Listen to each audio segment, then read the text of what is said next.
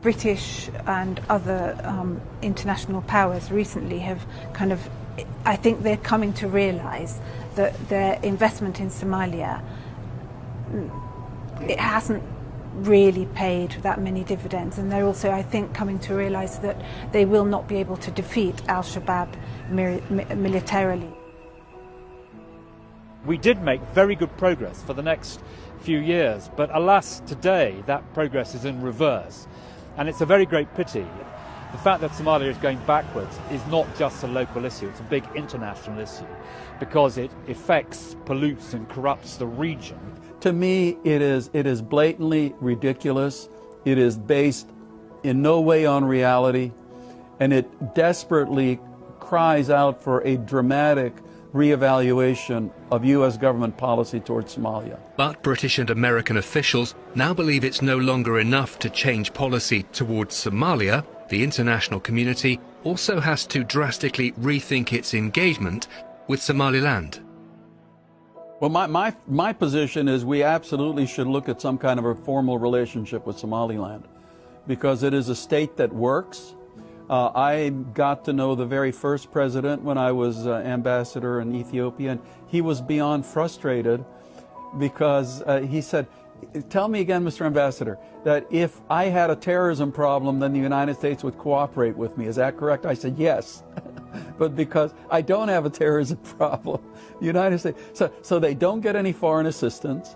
They are a stable, working nation, and they conduct elections. You know, so to me, it's a no-brainer, and they have a historical point to make. That Somaliland is essentially a self-governing, independent nation. Of course, there's this difficult tie with Mogadishu and with all the corruption, the fighting, the blood, and the horrific things that go on there. And the sooner that is untied, the better, in my political opinion, because it can't help Somalia. It doesn't help Mogadishu. They won't listen to anything, globally or locally.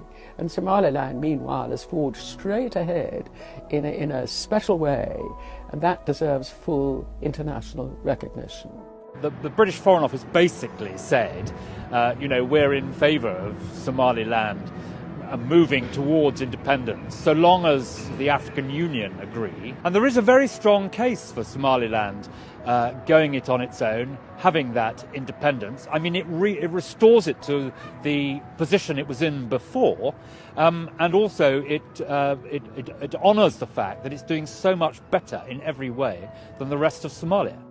So, a few things there. First of all, Somalis have been governing themselves effectively for 1,000 years. So they're not ungovernable. But they've never taken to the nation-state idea. That's the thing that has proven so difficult to consolidate. That's also the thing that Somaliland's done that no one else has to the same extent in that region. So I think that's where Somaliland's sort of exceptionalism lies. In some ways, an independent Somaliland is in the interest of all Somalis.